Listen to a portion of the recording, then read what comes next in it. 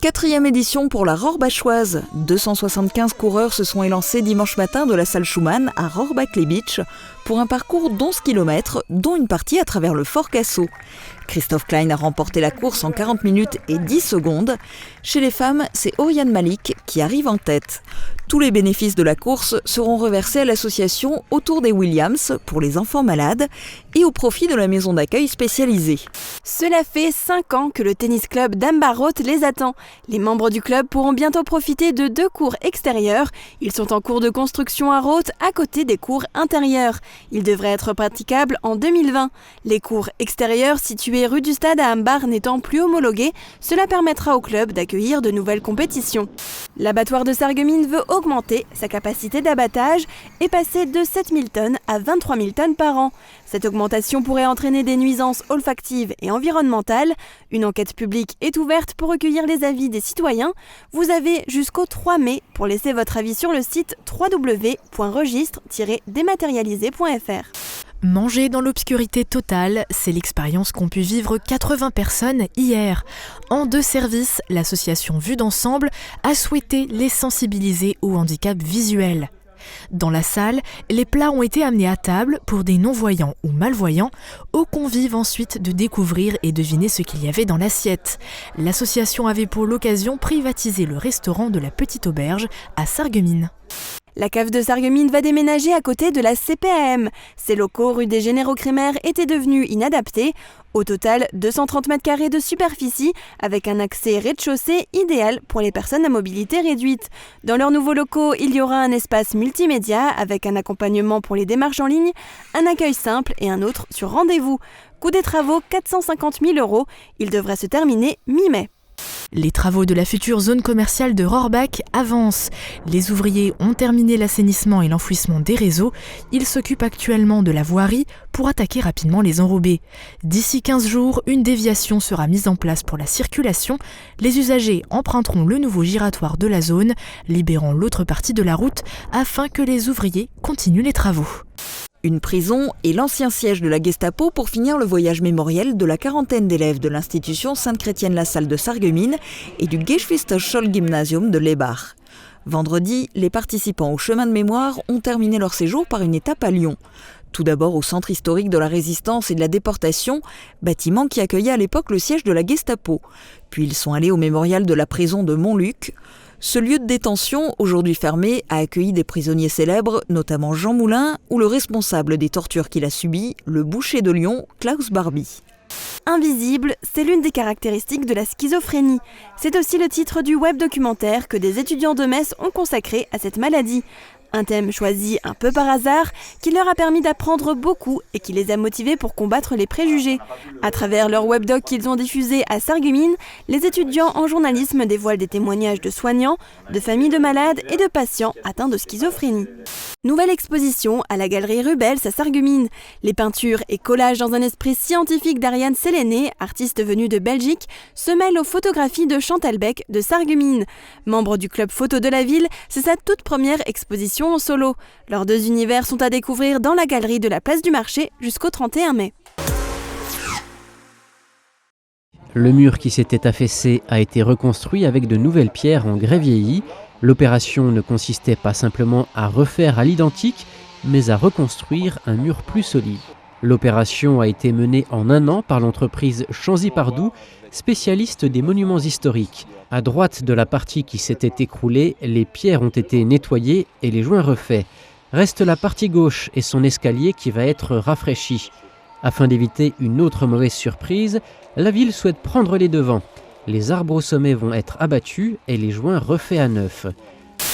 Dans le cadre d'Action Cœur de Ville, la ville de Forbach, en partenariat avec La Poste, a proposé une soirée de présentation d'une nouvelle plateforme numérique, Ma Ville, Mon Shopping, aux commerçants forbachois, dont l'objectif est d'augmenter leur visibilité à une nouvelle tranche de consommateurs, donc d'augmenter les ventes en produits et services, de proposer aux forbachois des services en ligne ou encore d'ouvrir de nouvelles perspectives de communication. Le Best a aménagé le suspense jusqu'au bout avant de dévoiler le gâteau géant de ses 1 an. Une surprise qu'il a partagée avec ses clients, venus nombreux pour l'occasion. Juste avant de fêter les 1 an du centre commercial, une bonne nouvelle est tombée pour Best, qui a été nommé centre commercial de l'année par le Conseil national des centres commerciaux. Le premier de sa catégorie il y a 4 ans, parti d'une petite convention de jeux vidéo, le festival Et si on jouait a su s'installer à Frémin-Merlebach et prendre de l'ampleur. Aujourd'hui, le festival du jeu s'annonce comme un incontournable dans la région, malgré la concurrence qui émerge dans les villes voisines. Les partenaires sont toujours au rendez-vous et le public aussi. Le rendez-vous est d'ores et déjà pris pour une 5e édition l'année prochaine, même date, même heure, avec, comme l'espèrent les bénévoles, toujours plus de fanas de jeux. À 2 ou à 4 pattes, c'est en solo, en famille ou entre amis que les coureurs ont entrepris les 10 km de parcours à travers Petite-Rosselle. Destinés à mettre en valeur le patrimoine minier local, 146 habitués de la course à pied, de jeunes cadets à 80 ans, ont profité de la vue en compagnie d'une trentaine de marcheurs qui s'ajoutent cette année au parcours. Une initiative prise par l'association Runners Tout Terrain qui voit la course prendre chaque année de l'ampleur. Un chantier d'envergure est programmé sur et sous le viaduc de Rosebruck qui supporte une partie de l'A320. Il s'agit pour la Direst de réparer les piliers et les tabliers de l'ouvrage qui date de 1971.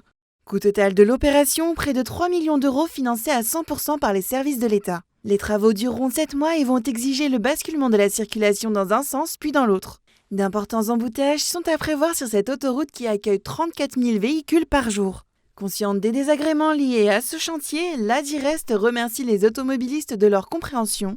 Il leur recommande la plus grande prudence et surtout de modérer leur vitesse à l'approche des zones de chantier. Le restaurant a de nouveau accueilli des clients lundi matin. Reconstruit sur le même emplacement que l'ancien, les dirigeants ont quand même offert des nouveautés aux clients, comme le service à table, un restaurant avec 160 places au lieu de 110 auparavant, et une nouvelle voie pour le drive. Pour cette réouverture, les consommateurs étaient au rendez-vous. Cela fait 7 ans que Forbach a rejoint le mouvement.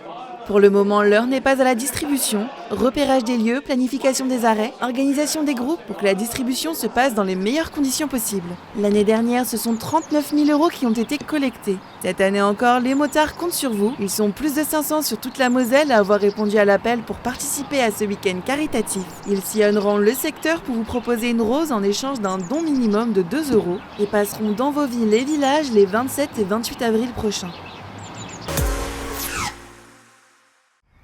Un salon de tatouage itinérant. C'est le projet un peu fou qu'a eu Igor en se lançant dans son aventure In the Road Tattoo Truck. Déjà passionné de dessin, son histoire démarre à la fin de ses études supérieures en comptabilité, dans lesquelles il ne s'épanouit pas. Il y avait toujours ce petit truc de dessin, mais c'était que des brouillons, c'était que des trucs sur les feuilles de cours que je griffonnais, jusqu'à ce que quelqu'un me dise t'as peut-être un truc avec le dessin. Et du coup, je me suis dit, ouais, pourquoi pas. Il s'inspire des food trucks qui s'installent lors d'événements ou de festivals pour servir les badauds et décide de créer un tattoo truck. Après avoir suivi une formation dans un salon parisien, il fallait trouver un véhicule adapté. J'ai trouvé dans la région ce véhicule qui est en vente, donc c'est une ancienne ambulance qui a fait 10 ans sur un parcours automobile. Et quand je l'ai vu, je me suis dit c'est bon, j'ai trouvé. À 25 ans, Igor a investi toutes ses économies pour créer son salon de tatouage, un lieu dont il prend soin avant et après chaque client pour respecter les règles d'hygiène. Il dispose de 8 mètres carrés et de tout le matériel nécessaire comme dans un salon classique. Originaire de Metz et habitant à Forbach, il se déplace dans toute la Moselle-Est pour ses clients, comme ici à Sarreguemines. Pour l'instant, les clients que j'ai fait, oui, je dirais que c'est pas la clientèle habituelle qu'on a dans les salons, puisque c'est plus des gens, je dirais, qui ont soit pas le temps d'aller dans le salon, ou soit pas le courage de pousser les portes, parce qu'il y a des salons qui ont des ambiances un peu, ça peut pas plaire à tout le monde. Du coup, moi, c'est peut-être un peu plus intimiste, puisque je travaille vraiment sur rendez-vous. Je me déplace devant chez les gens. Donc si c'est des gens en appartement, au plus près on va dire. Et donc c'est peut-être un peu plus intimiste, un peu plus... je vais chercher peut-être une clientèle différente que les salons habituels. Igor a rencontré ses premiers clients en début d'année, mais il a déjà plein d'idées pour la suite. Donc j'aimerais beaucoup participer à des festivals de musique, des festivals différents, de brasserie, toutes ces choses où en fait je pourrais venir avec le truck et pas forcément tatouer mais le montrer. Et aussi la clientèle des enterrements de vie de garçons et de jeunes filles, puisque ça je l'ai déjà fait. Tatouer par exemple 3 copines, une rose ou plusieurs copains, le même petit symbole voilà, sur la jambe ou sur le bras. Ça je trouve ça très fun à faire et c'est quelque chose que je pourrais bientôt proposer je pense dans l'événementiel. Si vous souhaitez un rendez-vous, vous pouvez contacter Ing de Road Tattoo Truck sur les réseaux sociaux ou par téléphone au 06 49 02 82 75.